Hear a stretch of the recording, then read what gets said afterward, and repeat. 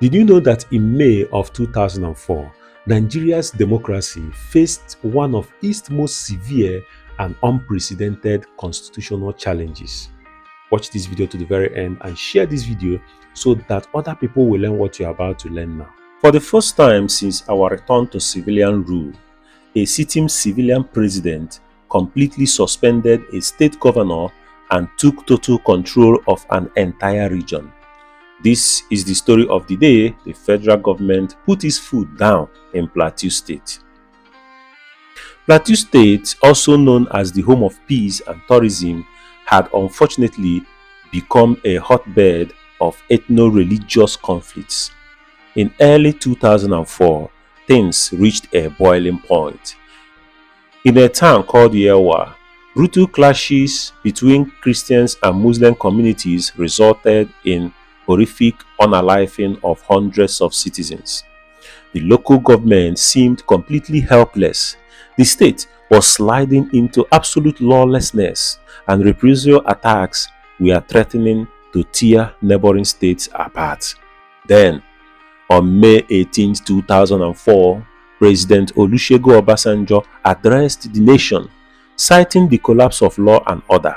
He declared a historic state of emergency in Plateau State in a shocking move. He suspended the democratically elected governor, Joshua Darie, at the time, dissolved the State House of Assembly, and appointed a retired military general, Chris Ali, as an administrator to rule the state with an iron fist for 6 solid months. The move sent shock waves across Nigeria. Legal experts argued fiercely about whether the president actually had the constitutional power to sack an elected governor. But on the ground in Jos and Yewa, the heavy military presence immediately halted the unaliving of people. Curfews were enforced, weapons were confiscated, and local leaders were forced to sit at the peace table. It was a drastic, controversial display of raw federal power. The Plateau crisis leaves us with a powerful lesson.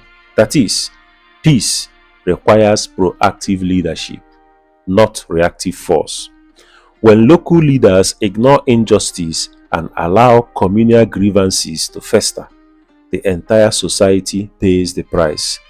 True security isn't just about sending in soldiers after a tragedy.